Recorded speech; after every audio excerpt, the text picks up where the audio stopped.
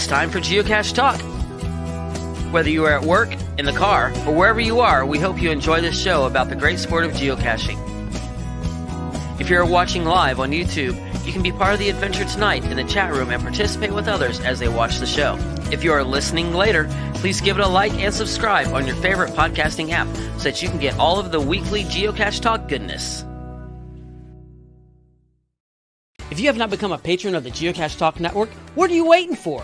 Patron levels start as low as a Bison Tube level at $3 a month. To sign up is easy. Simply go to the Geocache Talk website and click on the Become a Patron button, or go to patreon.com/Geocache Talk.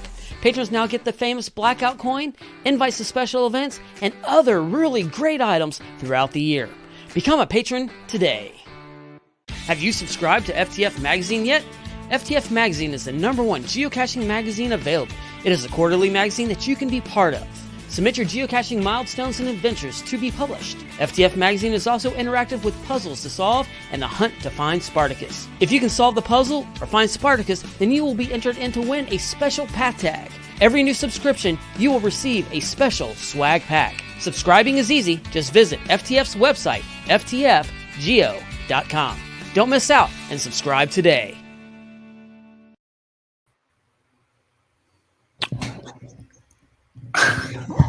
Big thanks to Derek, Baker Six Clan, and our featured patrons P0001, ADK Sarah, Eastern Girls, Fox and the Hound, TX Wolf Totem, K Blast, Burns Fire, Hockey Zombie, appropriate for tonight, Geod Andrew, Direwolf 821, and our new patrons Steelers Chick, Flowers 22, and Ilmop. Well, let's jump right into show 269, the Halloween geocaching show of record, and we've got Superman with us. Glad Superman's with us tonight. Uh-oh, I think my camera's messed up. Well, Superman, way to go. That's okay. I don't understand what happened to that. He's really keeping us in suspense while we're waiting for him. Maybe I'm not actually Superman. Maybe you're not. Maybe you're in a phone booth and you're turning into Superman. It's dark in this phone booth. But in the meantime, we do have somebody. We have Captain Kirk with us. So happy Halloween, everyone. That was my best William Shatner impersonation I could possibly do. That's really good. Jesse's costume is a black screen. There you go.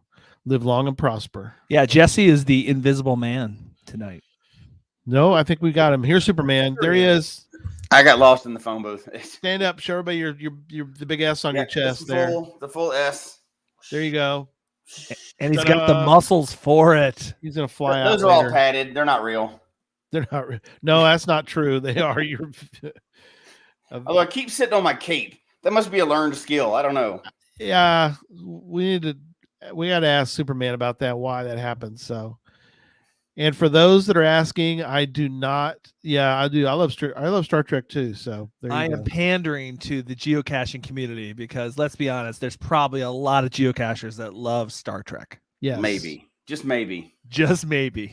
And if I think there was an actual episode of Star Trek where they did geocaching. Oh. I would be surprised. I'm lying, but it would be really cool if that did happen. You know? I guarantee there's somebody in the chat room that would know if that was true. Star Trek. Yes, Star Trek rules. UDAC. Man, his Rona beard. I know it's growing so much. I think the Rona makes your beard. I think I caught it, and that's all that happened to me. Is I just got big fuzzy beard disease out of it. Exactly. And you can just make up whatever you want for what I'm supposed to be wearing, because that's what I did. I have no idea what I am. I just threw stuff together. And the guess was what? Hippie geocacher? I'm thinking disgraced reporter. Disgraced reporter. That's what it looks like to me. I'm thinking the saxophone player from the Blues Brothers band. There you go. 80s hair band, maybe. Okay. Too. I think Joshua may win. I don't know. I like that. Pretty good one. I like that too. If we just keep guessing, it's going to get worse, though. So this is true. We probably shouldn't. All right. Well, we got some cool stuff to do tonight. We got a couple of things, so let's start with some news. Uh-oh. We missed the news. Lead in. Did.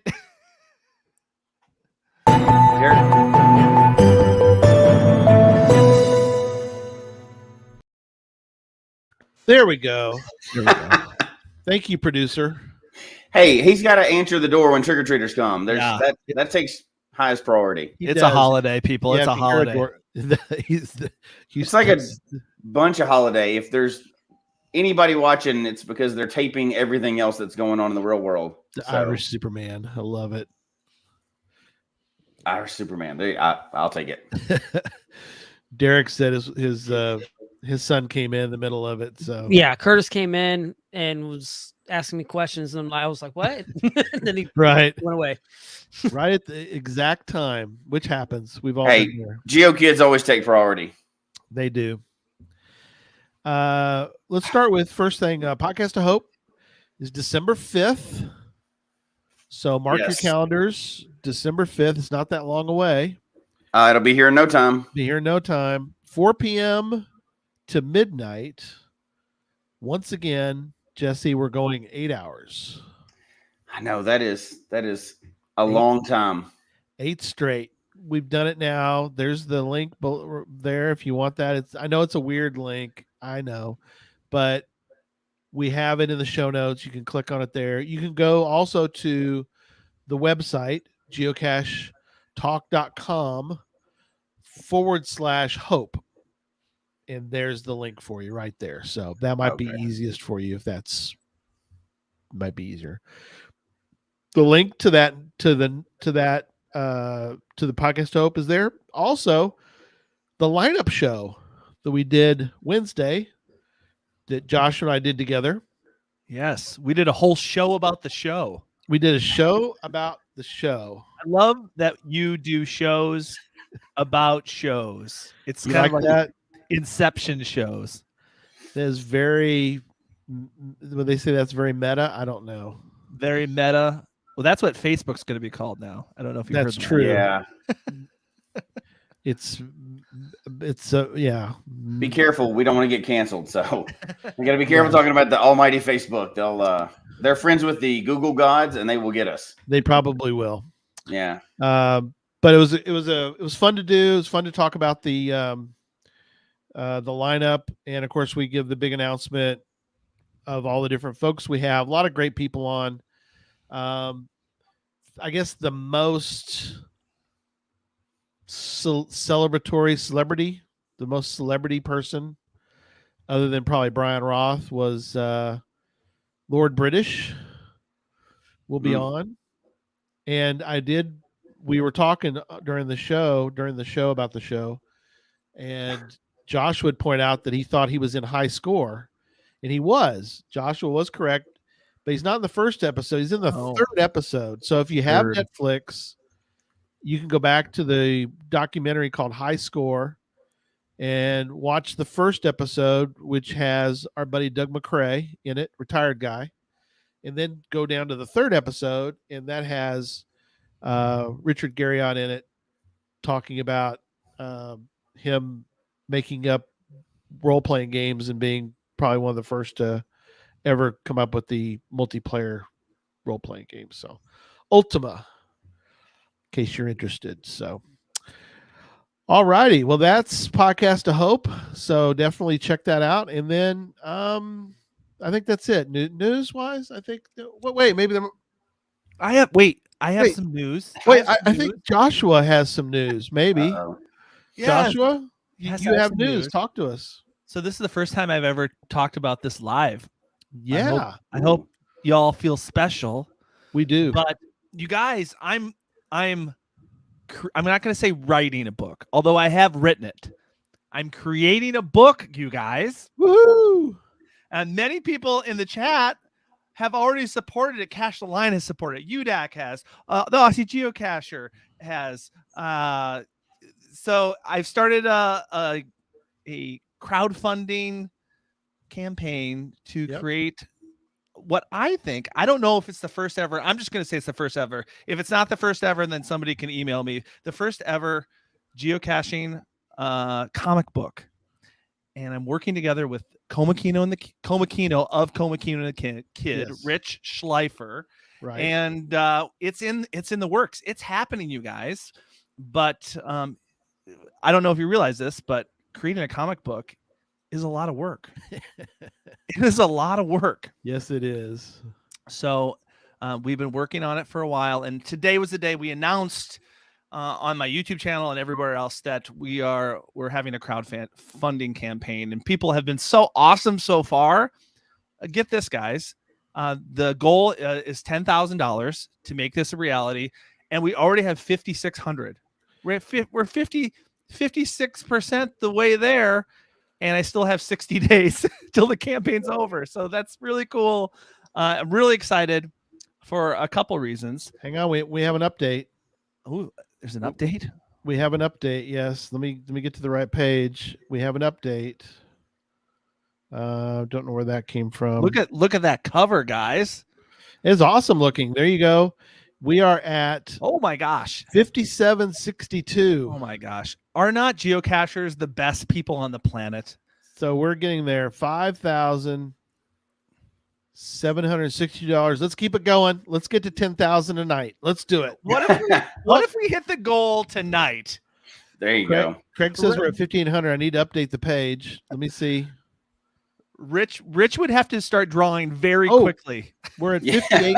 We're at 5842. Draw faster. Keep going. 5842. Let's go. Can we get to 6,000? Let's go to 6,000. Here we go. Yeah. So let me just tell you a little bit about it, because I can only say so much about it in the video. But if you haven't seen the video, I encourage you to watch it. But this is something I've wanted to create for quite some time. It has a couple purposes. Number one is to entertain geocachers. Geocachers love this kind of stuff.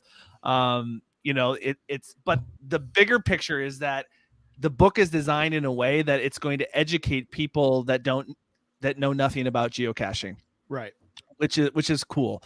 Right. All the different aspects of geocaching. So somebody could pick up this book in a library and really get a sense of what geocaching is. So my YouTube channel has always been about inspiring people to get out and explore the world through geocaching, because it has the ability to change people's lives, like it's changed my life and many of the folks in the chat.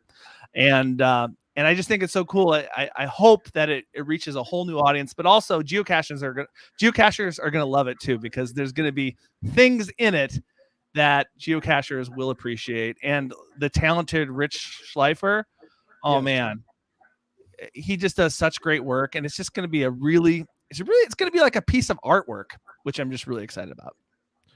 He has got mad skills. Oh yeah, for sure. Well, and whether it's the first geocaching comic book, I'm sure there's some weird thing out there that nobody knows about. Probably. If nobody knows about one before this is the first one. Right? If this whole crew right here has not said, wait, there's another one, there's not one out there. So it's a piece of geocaching history from the moment it comes out. Yeah. It's pretty cool. And get this, somebody right here is in the book other than me. Who could it be? Is it the washed out reporter up there? It's the washed out reporter. What's funny about that is I want this to be on the record that I did not spill the beans. You didn't. And you've known about this for a while. I've known about this for about a year, right? Yeah. About a year. And I did not spill the beans. Now, what's funny about it, though, is that I knew about it, and then I was talking with Rich, and I guess Rich had not told Josh that Rich told me. Yeah.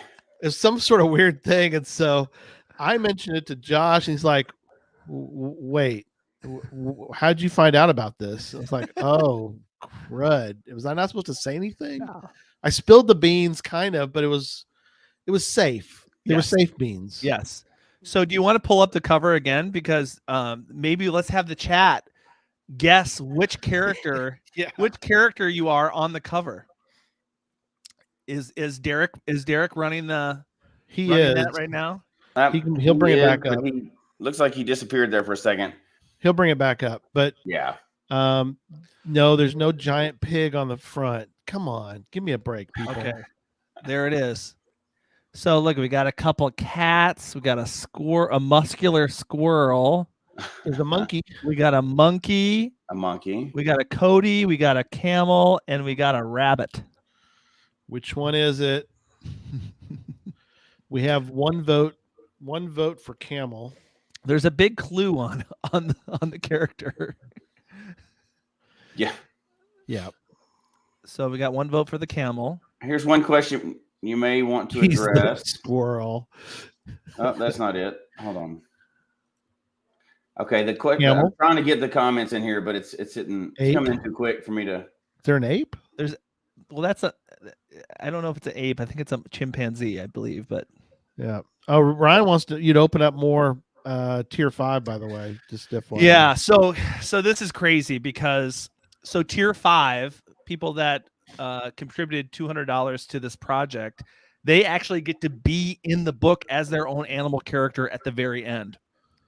And we had 17 spots for that, and those 17 spots filled up in 3 hours. They're gone. So I wanted to do more, but I was talking to Rich, and Rich was like, I can only draw so many. But you folks, you can still contribute. Here's the deal. Every single person that contributes, their name will be in the book in the thank you section. So, Right. And everybody is pretty much guessing right. Gary, it's Gary the camel. There he is. Gary the camel. Yay. I'm a And camel. I'll just say Gary did not get to select his animal. No. You just said you're Because- a camel. I went, I like it. I'm okay with that. Yeah, because his character is based on the location where his section is. Yes, exactly. So, and I don't want to give away too much, but a lot of the quote unquote caches that I visit in the book are real. They're real geocaches.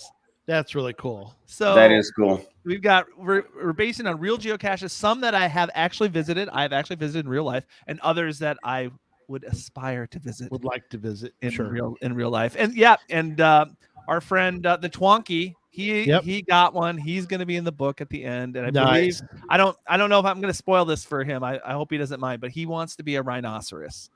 Well, there you go. That is that's a little tougher than a camel, I think. I like it.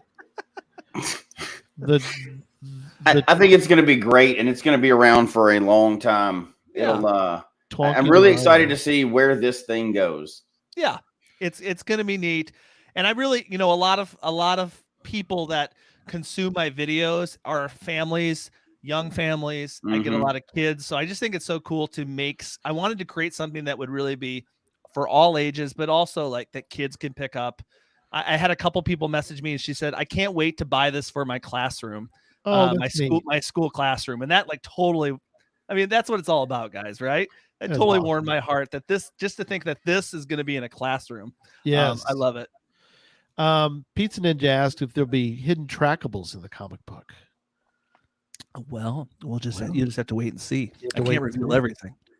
Right. Can't spill all the beans. No, I can't. I could So- definitely see this being in every elementary library, or even regular library, but at every school anywhere. Yeah, pretty cool. I'm looking forward to even like donating them to the local schools and libraries around where I live. So, Mhm. I'm really excited about it, and we're halfway there to the goal. That's It's awesome.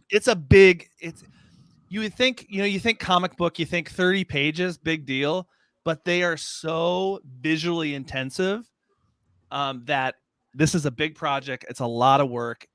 We've got quite a bit of it done, but it's not completely done. We're But almost. we're at excited 6,000, to release by it the way. next this coming summer. We're almost to 6,000, Joshua. Almost. Oh my gosh! 6,000. Oh my gosh! Can you believe it? I can't believe it because the geocaching community is so amazing. That's They why are I can amazing. believe it. That's awesome. And so yeah, if you're interested, I mean, you can find it. If you just go to geocachingvlogger.com, you'll find the video about it today, and you can click the link. And any donation is fantastic, and any donation gets your name in the book as a thank you. There's the link right there. Yeah. And at different levels, we're going to have path tags for certain levels, trackables, autographed copies of the book, and and the cool thing is they'll be the first to get the book. I'll send them out to the people that have got to those levels as soon as the thing's published. So Awesome. we're very, very excited, and thanks for letting me talk about it, guys. Oh, absolutely. Absolutely. No, that's awesome. Yeah. Okay.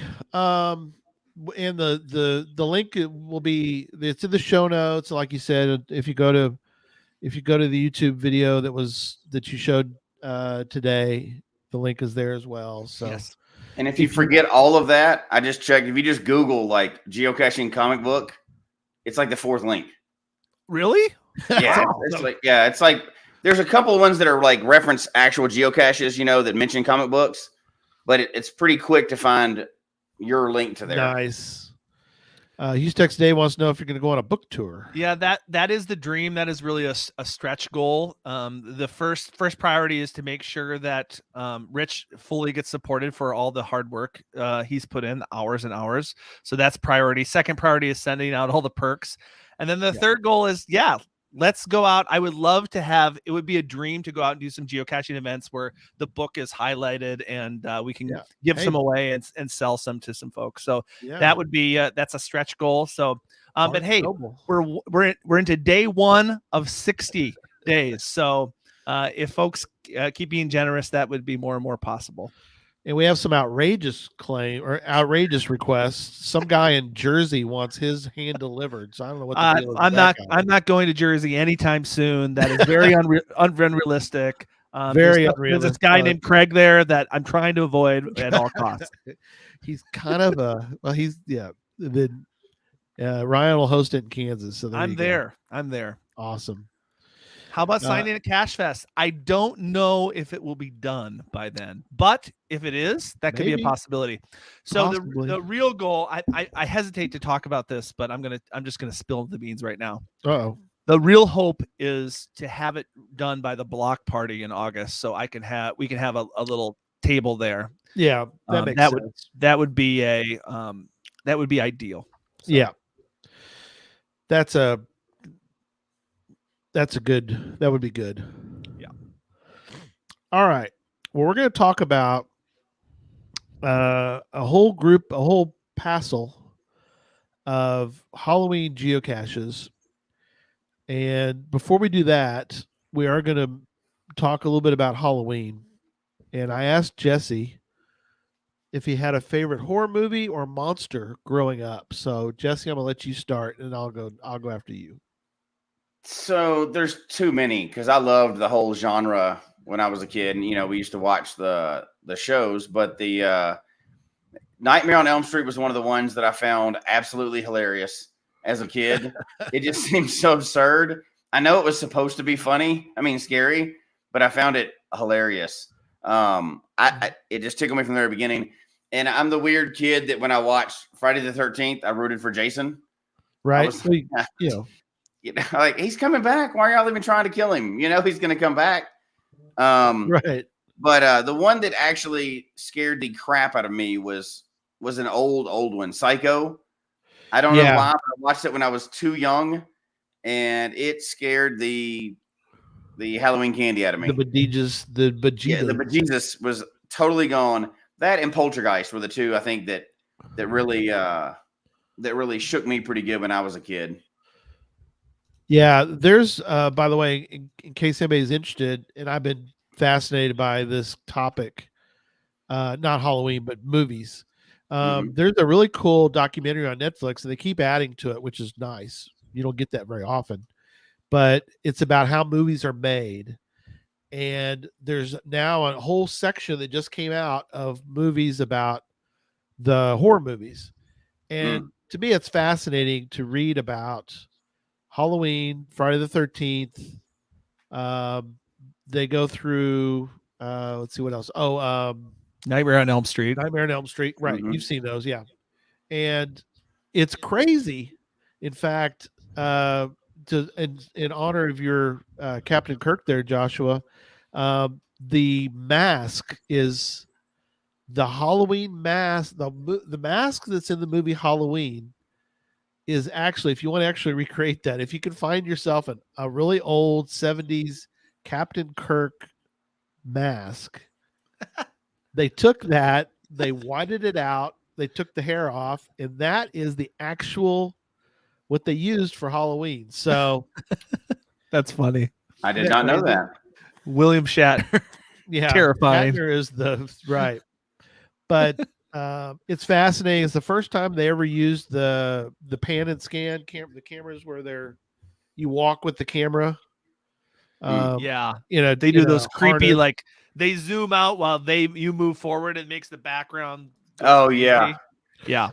That technology had not been had just been invented, and they wanted to use that. But it's worth watching. I think it's fascinating how they do movies, but they had to do it in a certain manner, a fairly quick manner, because they only have so much film that they could roll through that pan and scan thing. So they had to keep doing it crazily to try to get the whole shot, because they were trying to do one long pan through a house.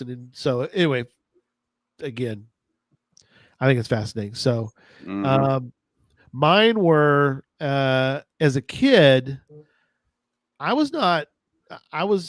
kind of meh the Dracula and the Mummy and all that. They were not scary at all. Frankenstein freaked me out as a kid. I mean, Wow. I was looking for shadows every time I saw a shadow in the house, I thought it was Frankenstein. So obviously The doctor or his monster? the monster. Okay. Yeah, oh my gosh, Dr. Frankenstein. No.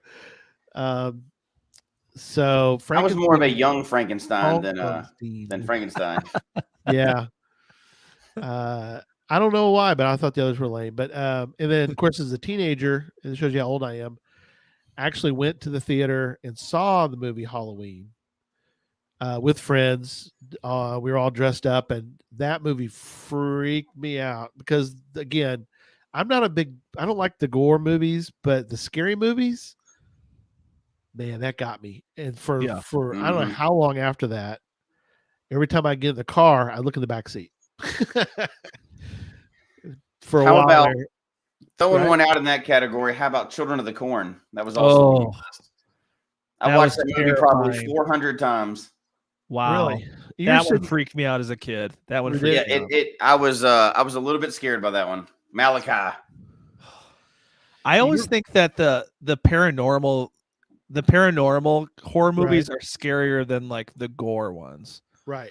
I don't know if you can relate. And the one that had yes paranormal and gore was the one I was scared from, that I watched too young, that my parents put in front of me too young. Was, are you ready for it? Yep. The Shining. Oh God. Oh yeah. You saw that as a kid? I saw that as a kid. I could never go down the hallway of a hotel or because I thought I was going to turn the corner and see those creepy twin girls. So, Joshua, I live right down the street from that hotel, right? Really? Oh, I want to visit. Well, down the street, 30 minutes, but can you visit? Need to come out here and visit. Can you visit it? Is it a real hotel? Absolutely. Yeah, sure is. It's in Estes Park. That's cool. Yeah, you should. There's obviously caches there too, but next time you're out here, we'll go visit it, and you can actually stay there overnight. Oh my gosh! And people claim that they have heard unexplained noises in there at night. We just saying. We when my son got married, some of the close relatives of my daughter-in-law, they have twin girls, and I'll find the photo here in a second. But we were at a haunted hotel in Hot Springs. People are probably familiar with it. Yes. And we got the girls to recreate the photos. I'm gonna find them. I gotta find the photos, but come play with us, Danny. Yes, it was. It was just like that, and it was funny because it's like, oh that my is gosh, creepy, Joshua. That is very creepy. People come through there and they're gonna see that, and they're gonna be like, oh my gosh, what in the world did you guys do? But anyway, I'll find it later. Oh, the Aussie Geocache ones. Speaking, I'll get to that. I'll get to that, Craig. The Aussie Geocacher, I was scared in Long Island near mental hospital that was a lost Yikes. place. Boy, that was. I'll talk about that. Oh, I found that it. was creepy. See, now found? Marcellus is talking about The Hills Have Eyes. That is not my kind. That one's super scary. Oh, It's boy. not, it's not the same, but still. But that carpet is I know. accurate. That's pretty good. Isn't it? Oh, And we had twin girls with us, so we had to do the photos. So, and they were up for it. I don't think they knew what they were. We just said stand there and don't smile. And they're like, Yeah, teenage girls that's are like, oh yeah, we're not. Those were my favorite. The ones, it wasn't the gore or really the super paranormal stuff. It was the ones that made you jump. Yeah. And a perfect example of it much later in life. So this is much more modern, but the series of Final Destination, if you've seen those, so they would, you knew people were going to die, right? That was the premise of the whole movie. And it would be like a bus would be coming, they'd be stepping out in the street and it would just miss them. And you'd be like, oh, that didn't happen. And then a sign would fall on them. It'd make you jump. And then and then as soon as you think it's relief, you're like, oh, I just got hit. They played with that tension and release so good in those movies. Now, I think they made like 50 of them. I didn't watch the final ones, but the first couple were so good. It just, everybody knew, everybody was in on the joke, except for the people in the audience, in the movie. Right. You knew they were all dying, but you didn't know when. And it was just jumpy. I mean, that's edge of the seat the whole time. Those were great.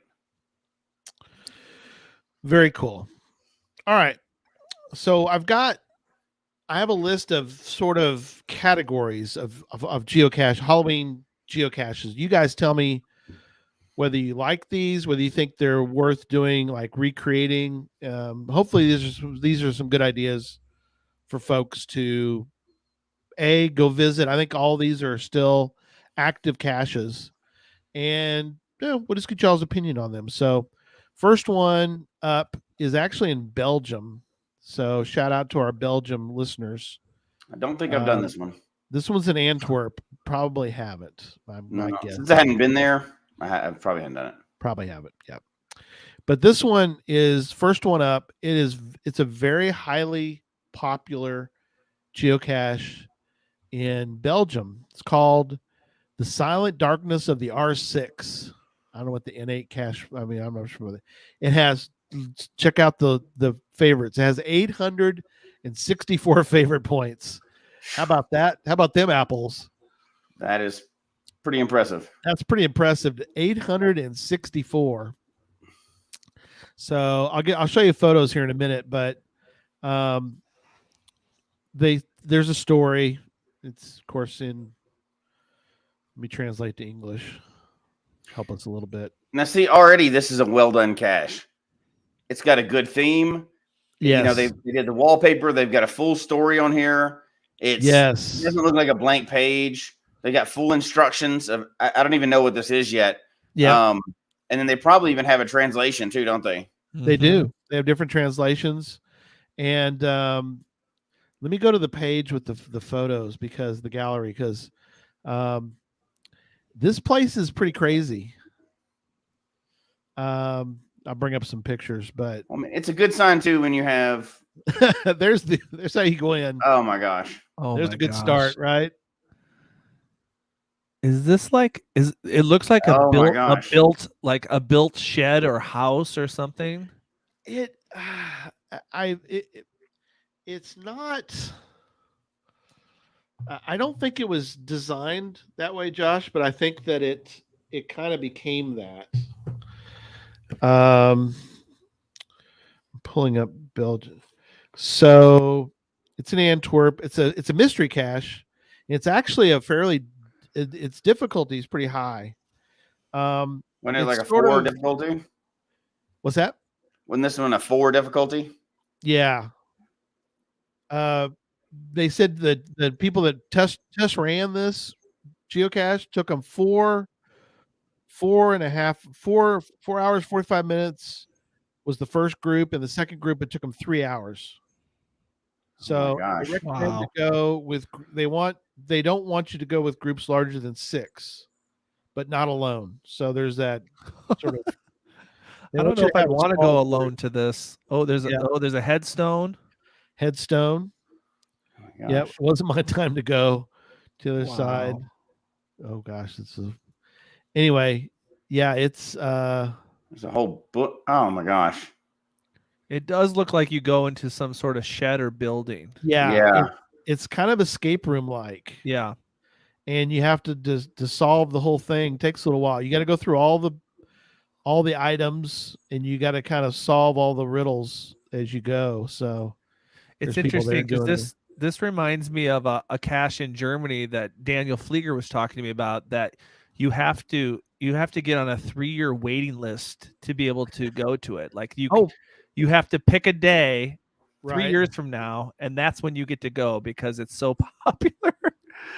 That is Wow. awesome. Because you don't like caches like this, you can't just arrive, you can't just show up because No. they have certain it sounds like they have a limit of how many people can visit. So Yes. I bet you, I wouldn't doubt if this has a waiting list as well. Yeah. So I couldn't even imagine setting something up like that and maintaining. I have trouble maintaining some of my caches, and they're a little less unique than that. right. Yeah. Pretty incredible. Yeah, it's a 4, 3.5. And yeah, I mean that's a lot of effort went into that one. So that's one of the types we're going to talk about tonight. So there you go. It's kind of an check it escape out. room type. Yeah. Yeah. Another one that's similar to that I'm going to jump down to, which I think most cachers are familiar with this one. Let me see if you I've guys at least heard of it, right? I think I know which one you're talking about. Infernal Device. Yes. Oh, So is it still disabled or archived? it's disabled. They're redoing it right now. I think they really feel comfortable that it's going to come back. They're working That's on great. it.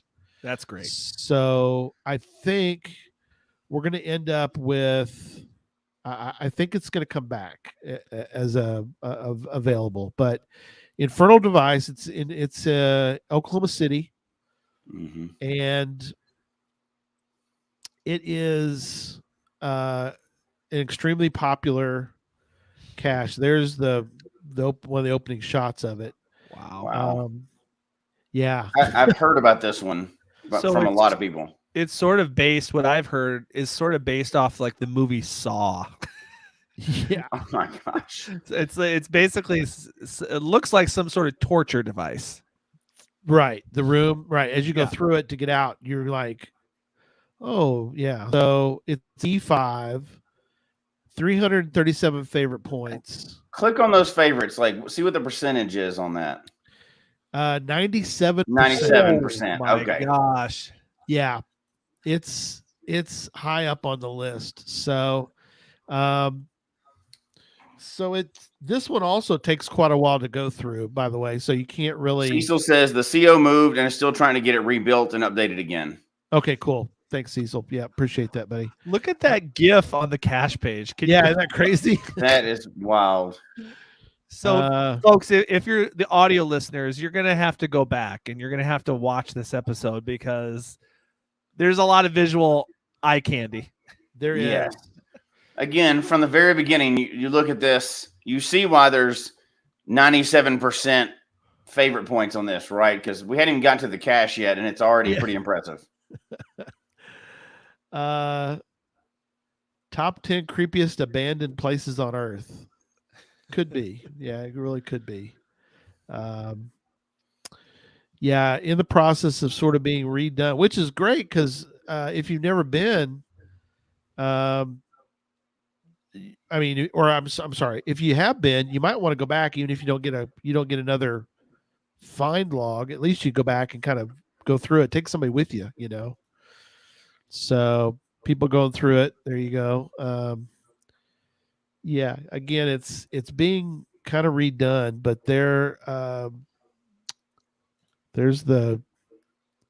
you completed the ultimate level. That's pretty sweet. They're all Which means you didn't die. You didn't die. There's one of the shots of inside. So, yeah. So, what what are y'all's thoughts about doing a horror? Love it. A haunted Yeah. house. Let's start. It's sort of the haunted house theme. I'm just super grateful that super grateful Super. that people are willing, geocachers are willing to put in this kind of time, effort, and money. That's not cheap, right? They didn't just take an Altoids 10 and put it in an LPC. They spent tons of time building that, maintaining that, just for others. You know, they don't win money off of this. There's no prize for it. They, you know, the pride of owning something like that, of course, but what does it take? What does it take to get somebody to go, you know what, I'm going to spend all this time and effort on one single geocache just to provide fun to other people? Right. And you can't even put words to something like that. I have never been to a cache that cool. Never in my life. I've only seen Joshua's videos of like Flieger stuff and, you know, junk like that. Because I've never been to Gilby either. I've never been to those crazy places like that. Most of my experiences are out, you know, mountains and stuff. Right. And that kind of stuff like that it's almost unbelievable that things like that even exist. It would be hard to now. That would be terrible if that was your first cache, because you'd be really let down for the rest of your career. But it's just, that's amazing that even exists in the same game as, you know, what we play just in the park benches. It's hard to imagine that being the same game. Yeah. It's one thing that somebody builds something like that, but the maintenance maintenance has to be crazy, because think about people. I don't know if you've ever done an escape room before, but every time you're done with an escape room, you have to reset that whole room. Yes. And I'm imagining every time somebody finds the cache, you're going to have to make sure everything is set up perfectly so the next person can have the same amazing experience. So that in itself is commitment, let alone building it, just to maintain it, to make sure it doesn't deteriorate, and it's an awesome experience for everyone. Yeah, I think that's why there's 2 or 3, like you're talking about, Joshua, that are in Germany and over in Europe that you have to get an appointment to go to them. There are geocaches that somehow they've gotten a dispensation from Geocaching HQ, but they're allowed to set it so you have to have an appointment. Now that for the individual caches like that, but that's not totally out of line with other things. Like I live right next to Rocky Mountain National Park. Yeah. And it's gotten so popular, and there's tons of caches in it, you know, virtuals and earth caches and stuff like that. Very few physical caches there, but, and they had a geo tour, you know, that went through, but it's such a popular park. You have to make reservations to get into the park most of the year. So it's not totally uncalled for, you know, that you would have to reserve. Now 3 years out is pretty long. That's a little bit different, but there's other places like that too. So I don't see why I'd be that far out of the rules. Right. So Cecil was saying that for Infernal Device in the past, there was no appointment needed. And Ryan says that they have a closed circuit television for Infernal Device. So that kind of helps. I guess they know that people have been through there, therefore they know what the situation is for that. So, but Direwolf, yes, some of the places over in Europe do have appointments. So yeah. Christy was trying to sneak through in her hand, just goes up and grab something off the shelf behind. That's right. Just the invisible hand, the hand with, you know, how do I say that? Embodied.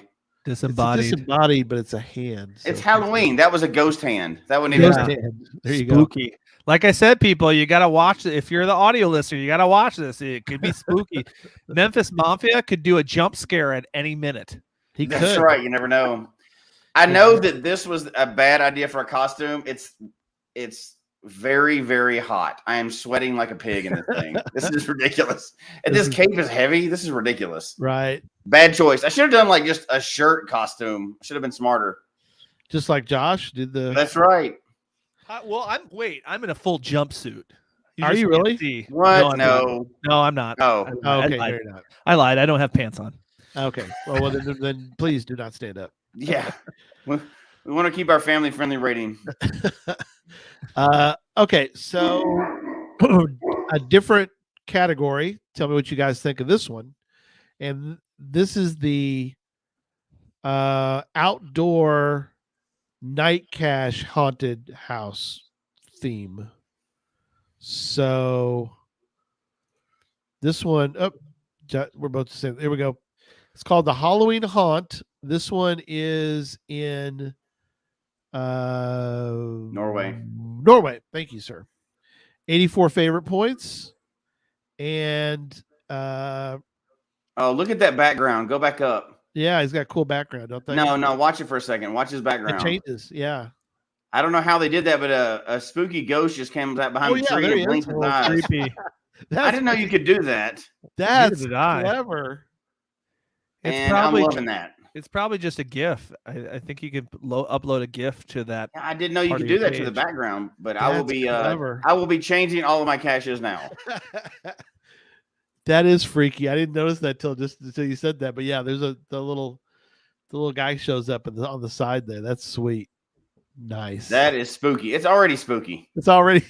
I'm already scared. And there aren't a lot of photos too. By the way, this one just kind of doesn't have the. I mean, that you've got to kind of experience it, but apparently it is it's a very popular one.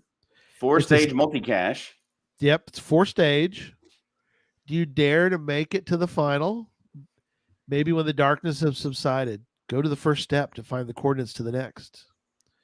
So let me see what they have for photos. I don't think they really they kind of keeping it a little bit secretive. Mm-hmm.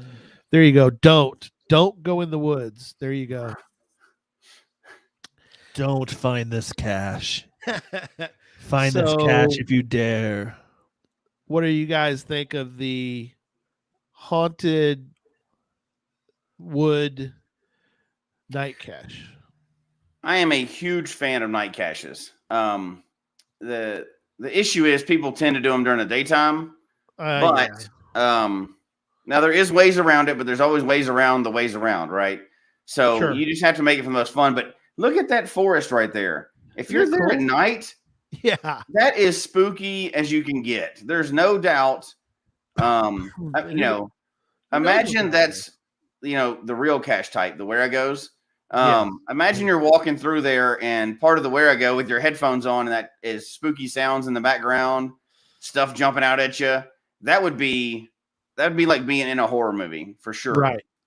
And something jumps out at you when you step on something. That you could make that a lot of fun. And it's a multi-cache. So you're going to be wandering around for a while. It sounds like it's a traditional one or whatever, a traditional multi-cache where you coordinate to coordinate, but that is a true experience. I love those. I haven't found enough of those. I definitely want to find more of those for sure.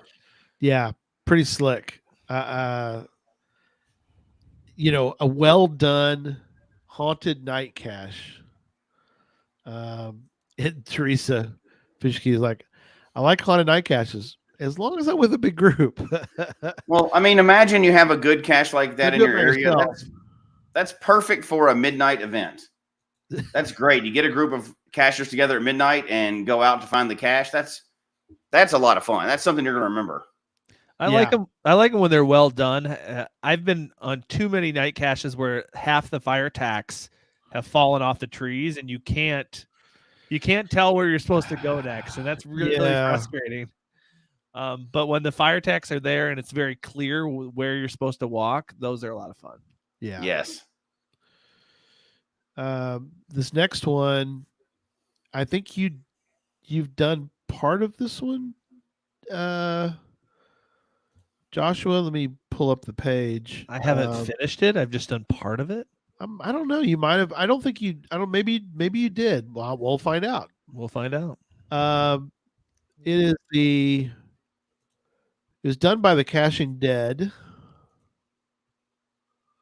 Did you do his? You did some of his Caching Dead series, right? I did his letterbox that was themed with bats. Right. But I have not done this one. Yeah, this is the final to a series, a Caching Dead series about zombies. This one's called Safe Haven. It's a final. So it's, and that's kind of for another show, but people are going to Bonus give. caches. What's that? Bonus caches.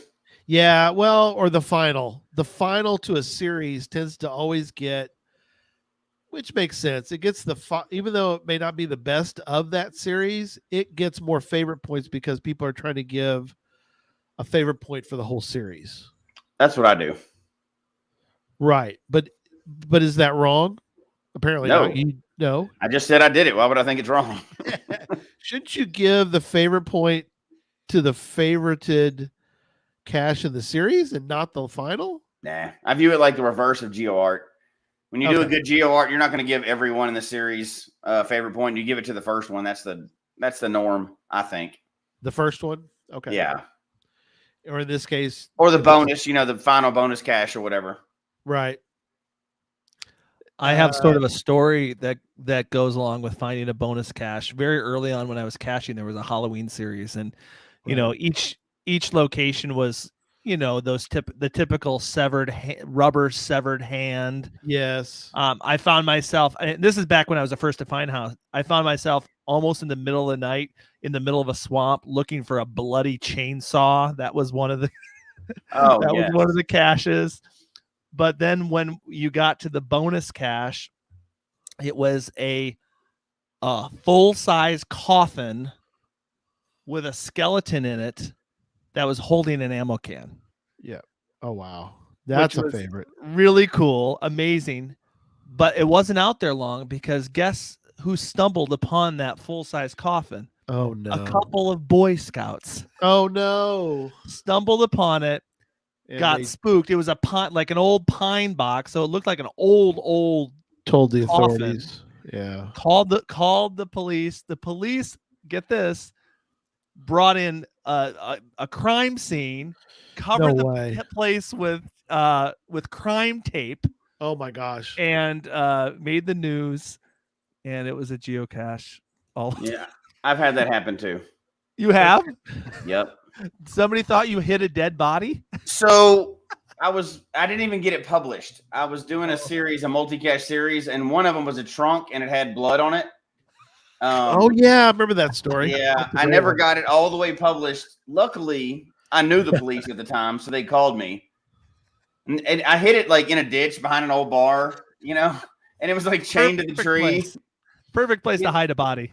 Yeah, it was not the best decision in hindsight. But luckily, and it was like a big trunk that I got from a secondhand store or whatever. So it looks like something you actually would hide a body in. Bad decision on my part, but I had it like there was blood leaking out of the bottom of it. But right, yeah, that didn't go well. At least they didn't blow it up though. So that's good. Yeah, for clarifications, yeah. Craig is correct. That's not the Caching Dead New York. That one was done by Jeeping It Real, by the way. Yeah. So shout out to Jeeping It Real. But it made me think about the Caching Dead series. And this one is a Caching Dead series.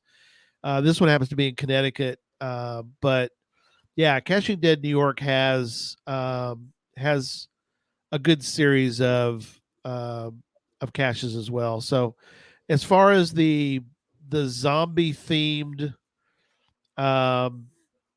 what do y'all your fans? Oh yeah, Josh was. Let us do an update. Yes, we're over 6,500. Is that correct? 6,508. We've almost got $1,000 since the show began. How cool is that? That is awesome. Great. 65. Thank you. Well, I think people really want to see this comic book come out, right? Like it's just like when movies or anything else enter our universe. Yeah. We're super excited, especially to be on the ground floor. Yeah, to be the first one, the first ones to be a part of this. It's gonna be huge. Yeah, it's so exciting. Thank you, everybody. I really love that. Yeah. Craig mentioned. Yeah, that one is in the book. It will be in the next book, which shameless plug should be out before Black Friday, and I am going to do all my books. So if you want to buy any of the books for Christmas for anybody, I would suggest waiting for Black Friday because I'm going to basically drop the price on all my Ooh, books. Black Friday. You just spilled the beans. I Play spilled the the play beans. the music. Play the music, Oh, Derek. I guess I just did spill it. Oh no, Gary just spilled the beans.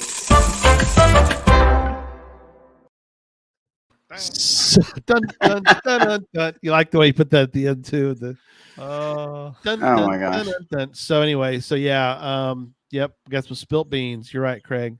But yeah, this next one's going to be a big tome because it's already pretty thick. But it's 501 geocaches defined before you die. oh, So Gary. get I love- after it. I love it. I love these books. It's like a checklist. I always say that. It's like when I collected baseball cards when I was young, you always got the checklist, right? Yes. And it's like how satisfying to complete the set. And I I was bad because I ruined that card. I think you're supposed to keep the card, but I would actually do like you said. I would Right. mark them off, oh yeah. Yeah. hoping I got a second version of that same card, and I could take that card and put it away. 'Cause You know, pre-COVID, I was catching Joshua on finishing that list. you were He doing well. was beating me quite well, but I was catching up to him, and then COVID happened and we stopped traveling. But Yeah. it'll go away one day and we'll be racing again. Maybe Gary will have to put out a brand new book and we'll start the race over brand new. Yeah. That first list, I need to get the spot in New York. I need to get a couple in Vegas, and then I need to get a couple in Seattle, and I'm done with the top 20 geocaches in the United States. That's incredible. I'll have to look at the list again. I've obviously got the Vegas ones. I've been out there several Vegas times. ones. Yeah. I do got to hit New York. There's a couple other ones that I had plans to get to, and I have stopped traveling since the COVID stuff. But one day again, soon, I will be on the travel trail. Yeah, I might be able to finish those top 20 by August if we have the block party. So I just need to get to Vegas before that. There you go. It's Let funny. me know. I go to Vegas like 4 times a year at least now. So. We should go together. Although you probably already have those. I still go. I haven't got all the caches in Vegas, so we can go get some other ones. I just need the ET Highway #1. That's all I need there. Oh yeah, that one gets a lot of favorite points, but I think isn't that one different though than the rest of them? I think so. I think it's special. I think it's at the sign. Is it at the ET Highway sign, Jesse? I haven't been there, but I believe you're correct, and I believe they put a little more. It's not one of the standard, 35 millimeters like the rest of it. No.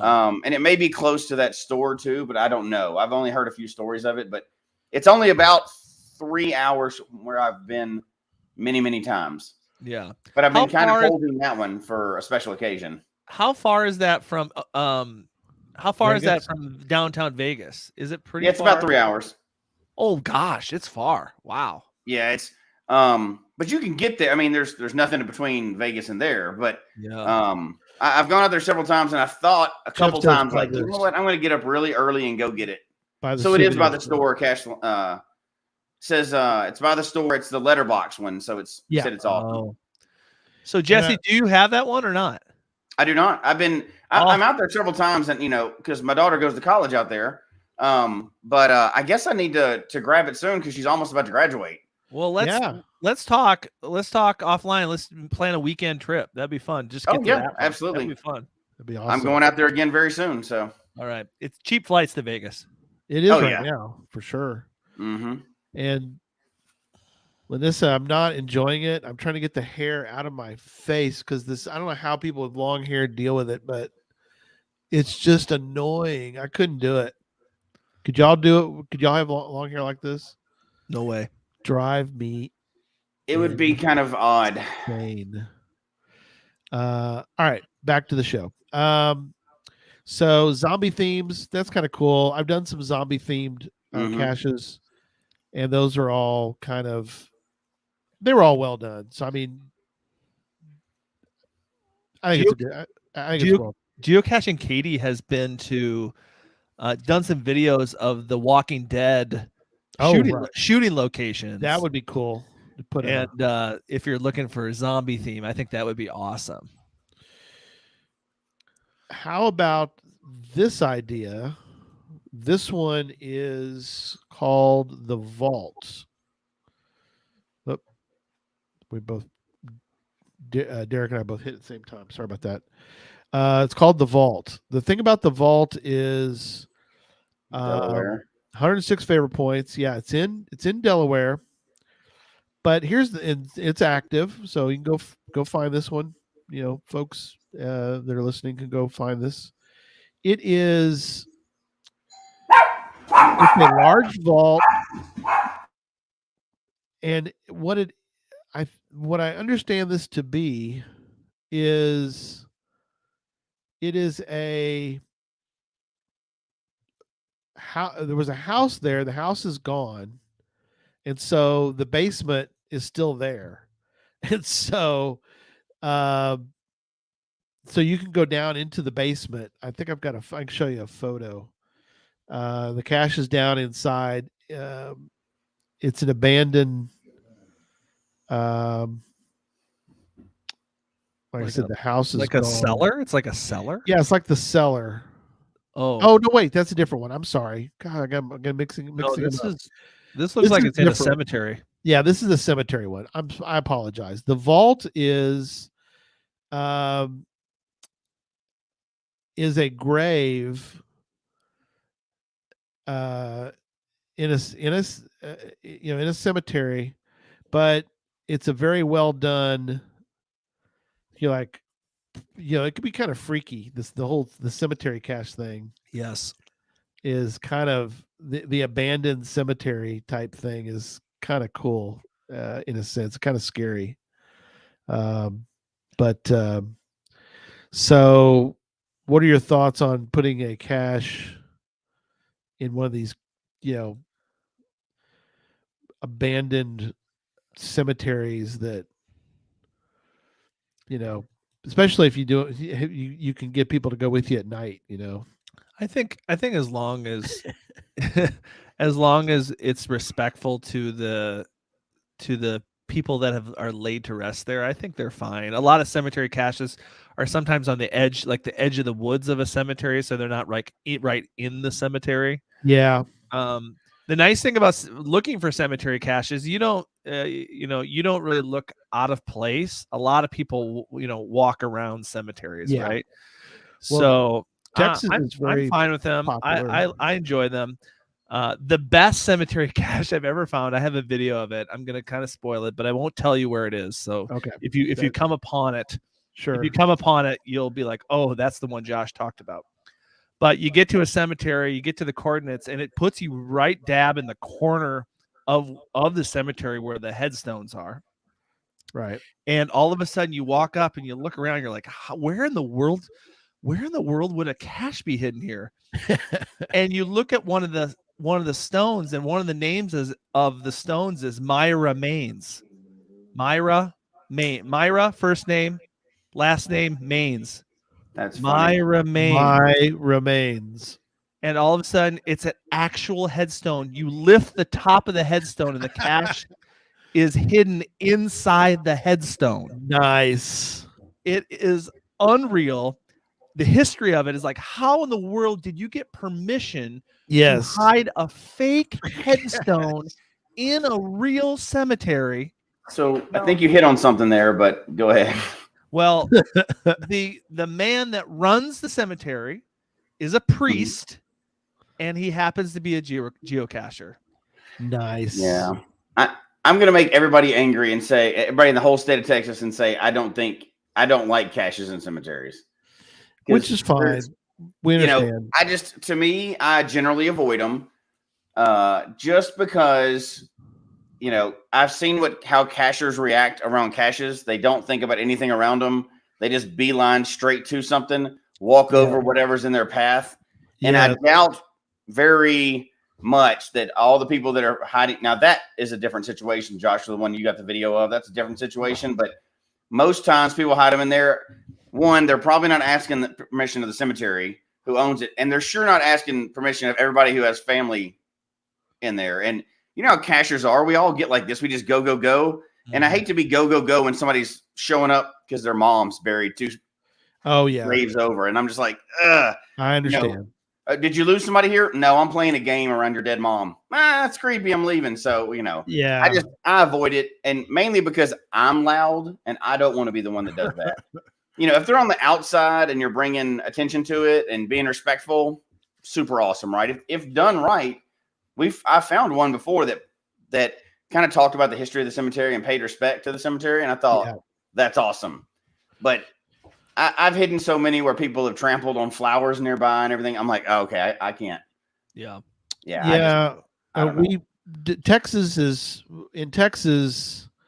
parks and cemeteries, they're probably the main places because Texas is different than other states because we've heard. Yeah. Anything goes. Yeah. But it's kind of like Florida, right? Anything goes. Anything goes. Well, no, that's the thing is that pretty much every piece of property in Texas is private property. Now I know in like Colorado, the rules are a little different, but I mean, you got to know, like in Colorado, correct? You got to know whether you're on state property or if you're on forest property or BLM, or you kind of have to know. Sure, that applies in every state. Probably does, but I do know that. Let's be honest. Geocaching is the game of sneaking around. We don't generally ask permission. I mean, come on, let's be honest about it. But we just assume that it's okay. Every inch of Texas is barbed wired, so it's kind of a weird deal. So parks and cemeteries tend to be where we end up a lot. But I did want to point out, I did notice Caching Dead. Yes, we did. Caching Dead New York. We did talk about did mention your dead letterbox. So shout out to you there, buddy. Great series.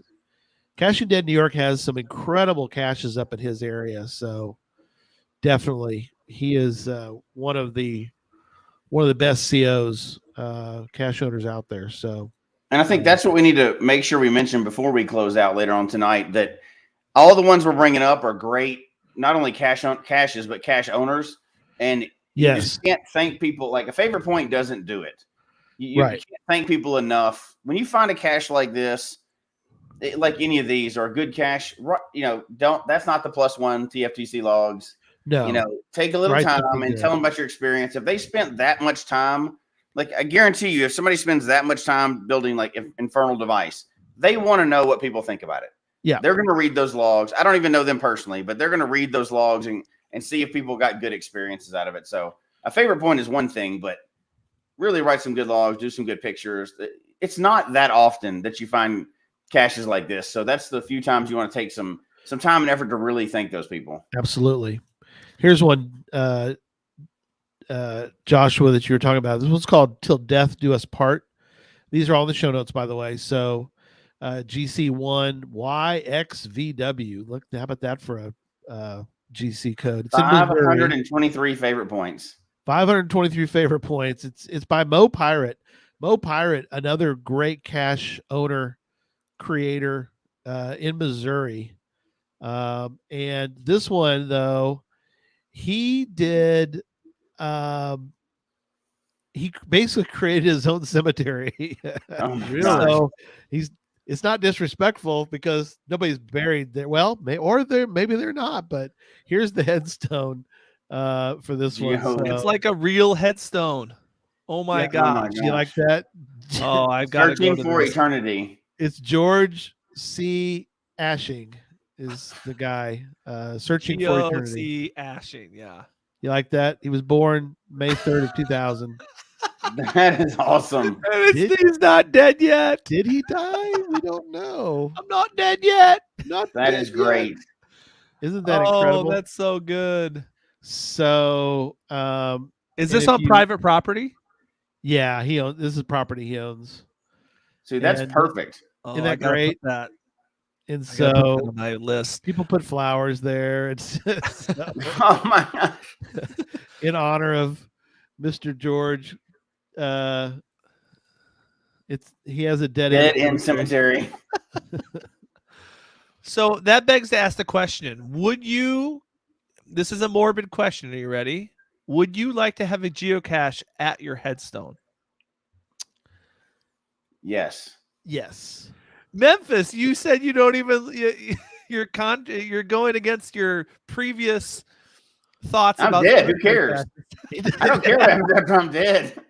But you don't mind people trampling over the flowers of all the people around you? I don't want a headstone. I want like a big funeral pyre. I just burn me up and like put my ashes in a cache and send it around and shoot it out of a gun. Or what? I don't care. I'll be dead. What do I care what happens after that? Look at everybody in the chats. Yes. Nobody's saying no. Everybody wants. Holy cow! You realize that in the future, next 30 years, we're gonna have a lot of caches at dead cacher graves. Right. I'm thinking instead of at my gravestone, I'd rather have it at the statue they erect to me. For whatever famous I'm going to do in the future, I don't know yet when I grow up, but now that could be pretty cool. Some way to remember you or whatever. But yeah, if you can separate it out from everything else, it'd be great. Maybe they could just have a geocacher cemetery, so it's only geocachers. So it's like a big multi-cache in the whole thing, and it's nobody else in there. Oh, Ryan Semmel's like, I want a bounce gadget cache. Wouldn't it be funny if you like did a gadget cache and all of a sudden, it would be your voice? Hey guys, how you doing? Thanks for visiting my grave. I'm not here right now, but I'm not here. Here's I a hint on how you open it. I wonder if you can get like the opposite of those glass bottom boats. You can get like a glass top coffin. So when they go over and look in at your bones and stuff. Oh my gosh, that's creepy. That'd be so nasty. Craig's like all the caches are a tenth of a mile. That's right. 528 feet apart. All right. So this one, I've got a couple more. And there's more in the show notes we're not going to be able to get to tonight. But this one came up. And what's funny about it was I had seen the pictures of it because I'm working on the book. And I thought, I can't remember where this even is. And I put it in the patrons. The patrons helped me out. They're like, oh, yeah, Joshua was at this one. Oh, yes. Like, duh, I should know that. It's brand new. I watched I watched it every Sunday. So anyway, this one is, I'll bring it up and you can tell us about it because you've actually been to this one. If I recall, what was the note? I didn't see it. You talking about the haunted hotel? No, we're gonna do that one too. Oh, okay. We're starting with the. I think you did this one, Miston's the haunted honeymoon hotel. There's a couple of them I want to talk about. This one's sort of I called it a lawn themed. Is that a good way to put that? Yeah, this is a front yard cache. Front yard cache. There you go. That's what I was thinking. This was hidden this summer. Already has 62 favorite points, and so it's brand new. But this is a travel bug hotel, and this picture is great. Mrs. Muggle and Mr. Muggle. Yes, and I love Mrs. Muggle says, I told him to mind his own business, and Mr. Muggle was, I should have minded my own business. Isn't that awesome? Yeah. The thing about this cache too, I mean, you're seeing pictures in the light, but you got to visit this one, of course, at night. The trees are lit up purple. There's black lights everywhere. So everything around there that's white glows. Look at that picture right there. Yeah, 8/29/21. The one in the middle. Yep, pick that one. There's a parking. That's a picture of the parking for the cache. Oh wow. It's cacher parking only right there. Look at that. That is awesome. And then the actual cache is a travel bug hotel. You can click on that one. Any of these here. Yep, right there. It's not that great a quality picture. Maybe you can find a better one. Okay, but it's a trackable hotel, but it's a haunted hotel. Yeah. So there's a little miniature of a full little hotel, and then just there's a great picture. So you can see the hotel. You open it up. There's little rooms in there, and then look at all those drawers. I had never seen so many trackables in one trackable hotel ever. Almost every single one of those drawers had trackables in it. Everybody was dropping there. Nobody was picking up. Right. Everybody's so. But Yeah, brand incredible. new cache. This is going to be a very popular cache if they keep it going in the Minneapolis area. Oh, Here's absolutely. again the odd thing is there will be people that come and find that cache and not favorite it. Yeah, that's crazy. Like, how does that make any sense? That's crazy. So that's one of the little rooms inside the little travel bug hotel with the little gnome guy. Yeah, Great. and there's little rooms in there. But the cool thing of the caches like this tend to get great favorite points, or a lot of favorite points, because Yes. the cache owner's there. The cacher will have a great interaction with the cache owner and see, oh wow, these people are really nice, and like look, and they'll tell the story of all the effort that they put into like making everything. And Yes. so a cache like this is an experience. It's not just a cache. Right. Yeah. So when there's a personality and a person behind it, they tend to be like, oh, I'm going to give this a favorite point. Those people were nice, Well, and it's got its own parking space. Yeah, you can't. Yeah, How can you go wrong with that? That alone would be a favorite point for me. Besides the fact that it's front yard caches, to me, unless they're just horrible. I mean, it would have to be horrible for me not to give somebody a favorite point for going to the effort of invading their own privacy and putting a cache in their front yard. Yeah. That just, to me, that's a different level of commitment. And you know what's really cool about those cache owners? They're an anomaly because they've just started caching, I think, this year. And they've built something that cool. That's cool. How unique is that, that they just started, there's a lot of zeal. They're really excited about it. And they made something that cool. That's so incredible. I have an update, by the way. An update. Oh my gosh. 6508. Thank you, everybody. And climbing. How awesome. Let's get to 7. What do you say? Let's get to 7 before the end of the show. We've got another 15 minutes. Let's get to 7. It's just crazy. That's crazy considering that the campaign is supposed to be 60 days long and this is day 1. Yeah, that's okay. It's okay. 67 backers so far. That tour is becoming more and more of a possibility here. Lots of tiers. So not the tears you shed, but the tiers, TIER. Yes. Lots of tiers. There's 1, 2, 3, and 4. So lots of options out there, so lots of varying financial opportunities there that you can participate. Yeah, and these trackables that I'm going to make are only for the people that back this. I'm not going to give these to anybody else. So if you want to, I think it's going to be like the cover of the comic on a trackable. So, oh wow, nice. So incredible. that's going to be kind of a unique perk / collectible that only people that support this are going to get. So, right. Okay, so I got another one to discuss. This one came up.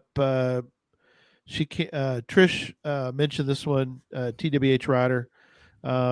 She mentioned this to me this week, and so we're going to talk about it. Let me pull this one up. And if we can get Derek to post the link again for the comic book project, people are asking again for it. It's been a while. Oh yeah. See my shell.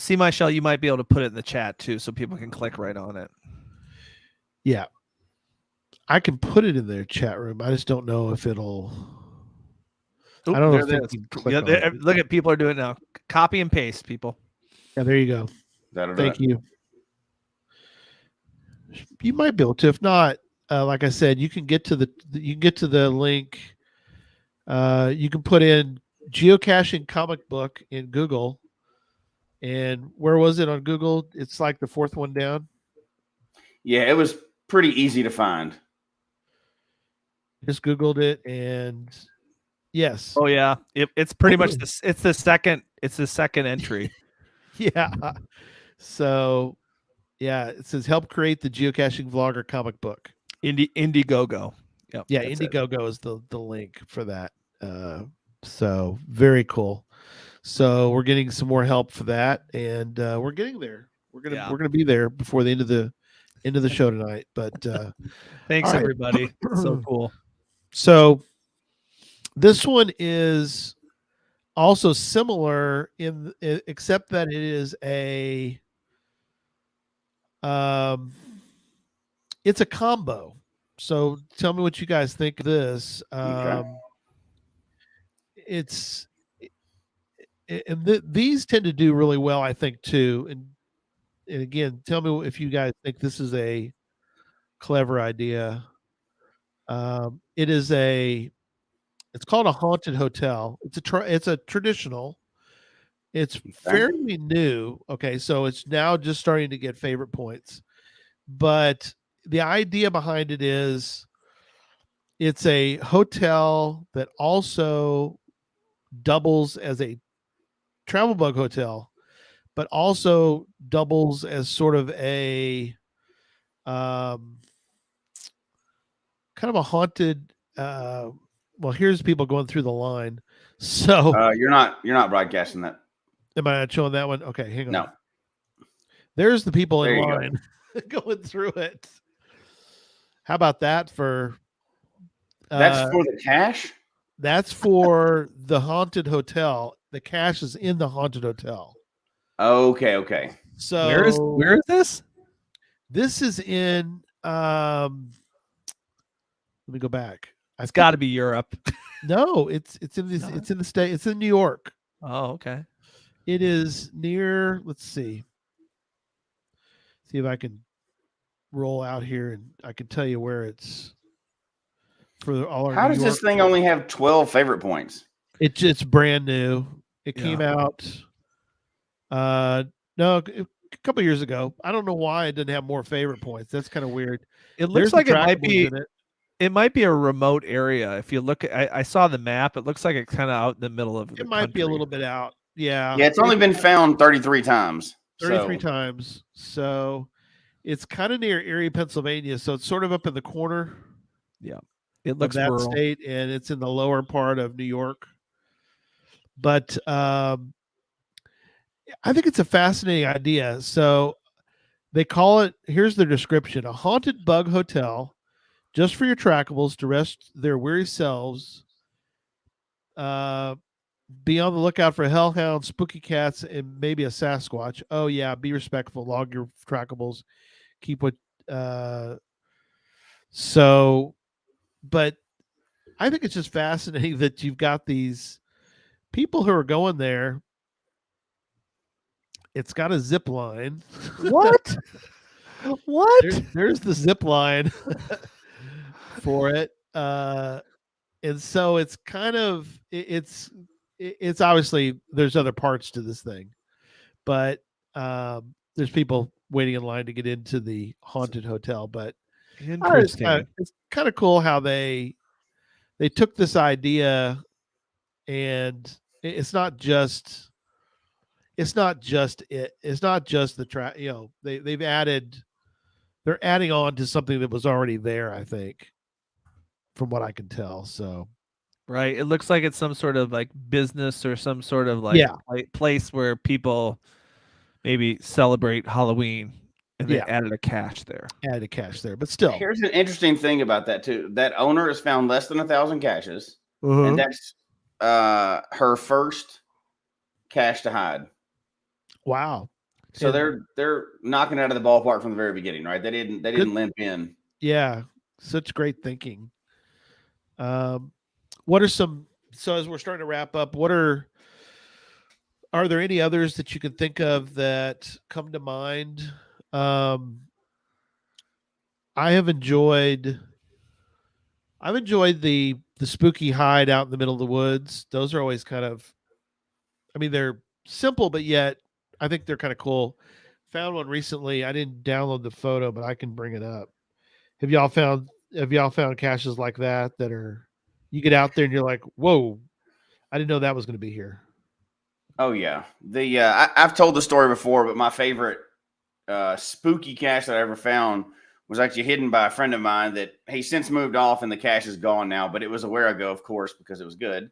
And it included those sounds. And one of the features that was, you go through a park, and you have to do it after dark because he set it up in the where ago where it only activates at night, right? So you can set up a timer in where it goes where they only work from like 9 a.m. to 5 or 9 p.m. to 5 a.m. But you at one point you walk past a playground, and you can hear like spooky children in swings going, like the Oh, the wow. squeaky metal from the chains. But obviously, there's nobody there. But you hear it, and it's freaky sounding. And you can hear little kids laughing. Yeah. 1, 2, Freddy's coming for you. And I thought that is one of the best uses I've ever seen of technology in a geocache. But it's like low key, right? There's nothing out there, so it can't be messed up. Right. It's all done off your phone, but it really was built to the elements of that area. And I just thought very simple and understated, but that's my favorite type that I've found out there. Spooky night caches ever. Right. Caching dead. Every cache is a night cache. Well, no, that are designed for Not the ones in the library. Night caches. The ones in the library, they get very mad if you break in to do them at night. Yeah. So they're not all, but I know what he's trying to. I kind of see what he's trying to say. But I know. Here's the cache we found. I mean, it's kind of the zombie type themed, but they went to a lot of effort to create. Oh wow, that is nasty. It is, isn't it? So anyway, but I love that though. That's great. To find it is sort of a multi-cache without being a multi-cache, but to find it, there was the guy's arm is a little ways back, and he's pointing like the cache is over there. Great, towards the cache. Yeah, like a redirector. Yeah, it's like a redirector. So it was like pointing like, oh, I think the cache is where he's pointing us to. So clever, I love it. Clever. That's just I love the cleverness of geocachers. People really come up with some neat things out there for everybody else to experience.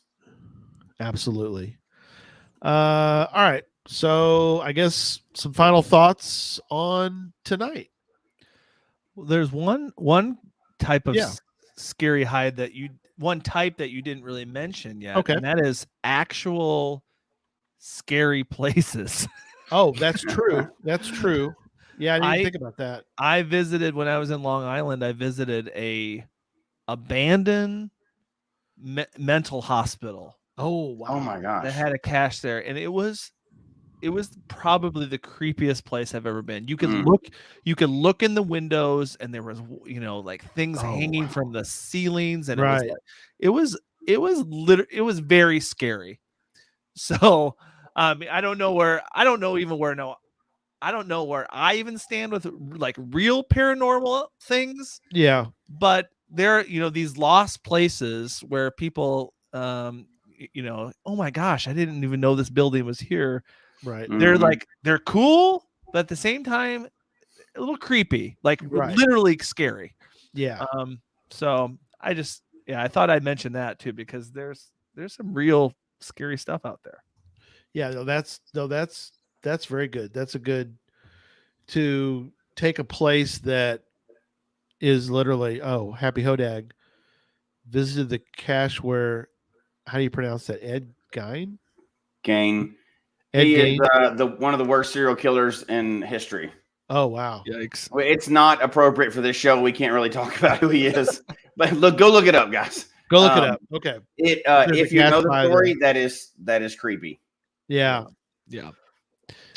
So it's a family-friendly activity, right? But sometimes these lost places are cool. Like I was glad that I went there, and I'm glad that it was daylight. Let's just put it that way. Yeah. There you go. Yes, it is a family-friendly activity, but there are levels to caching that are not for kids. We know that for sure. There's some that are just for adults. Yep. Not every cache is for everyone. We know that. Right. Tom says there's a virtual at the Texas Chainsaw Massacre. I know where I know where it is. I don't think I've been there yet, but yeah. I'm gonna guess Texas. It is, but I meant But anyways, kind of creepy. Final thoughts. I'll do my final thoughts. We're at 90 minutes. I think Halloween is maybe one of the most fun holidays for geocaching because it's just whimsical. And there's just so much you can do with it. I mean, we could go on for another show and talk about like all the different ideas to do fun, spooky night caches. I mean, it's it's just a lot of fun. And I think they really go hand in hand. There's no surprise that there's a lot of Halloween caches out there. Yeah, I agree. I'll say something, then Jesse, I'll let you wrap up. I'm not a huge fan of Halloween, so I'm not really the best person for. But having said that, I do really enjoy the creativity, and I get into some of that a little bit. I mean, I would fall into the scary genre of Halloween. I don't like the gory stuff. I like the scary stuff though. I have enjoyed, and there are some great creative caches that are out there that I think that again make for more richness to the sport, because we do have so many different themes, and I think Halloween has been done well by many people, and so hopefully people will take a look at the show notes. I've got a blog in there that the Geocaching HQ did that they list some more caches. So thank you, cache owners, for putting out cool caches. So go ahead, Jesse. Yeah. First of all, Halloween is the best holiday. It's not even like one of, it is the best holiday. I'm glad only closely followed by Thanksgiving, because there's lots and lots of food. Holidays should all be centered around food, first of all. But it's generally the holiday where most people can have fun and come together and just get a little lighthearted and dress up and be silly. And, I don't think as adults you should ever miss out on a chance to dress up and be silly. Sure. So, geocachers are no stranger to that. We're playing a silly game as adults, and we do it seriously, but it's a game for us. So I think Halloween is like the perfect complement to geocaching. It's super easy to make themed caches that fit into the Halloween / geocaching, ethos, and have a lot of fun with it. And just the quality of the cache we were talking about tonight. Again, I want to make sure that when you come across something like this, really go out of your way to thank people, because there's not that many people out there that spend this kind of time to add to our hobby / sport / obsession. Right. And I am very thankful for things like that. And I want to get to everyone on this list that we have. The list in the show notes, go check it out, because it's way longer than we were able to get to tonight, obviously. We only covered part. And, if you just went and found these, you could just quit geocaching and go, I did it. I won. I won geocaching. What else? What sport is next? What's next? But super fun, best holiday ever. And it goes perfect with the most fun hobby you can have. So geocaching. Yeah, I agree. And one last final thought of the still last climbing. Thoughts. 6563 helping create the Geocaching Vlogger comic book. There you go. Keep giving. Thank you, everyone. Get him to that goal, and that is so awesome. So really awesome. I never thought day one we'd be there. So thank you so much, everybody. Really appreciate it. And thanks, guys, for having me on the show. Absolutely. Thanks for stopping by. We love having you. Twice in 1 week. More than I beat Jesse this week. That's right. You've been on you more did beat me this week. And we'll see you at Podcast of Hope too. Oh yeah. Coming up soon. I'll be there. Yeah. All right. Well, thanks everybody. Good night. We'll see you soon. Good night. Stay spooky.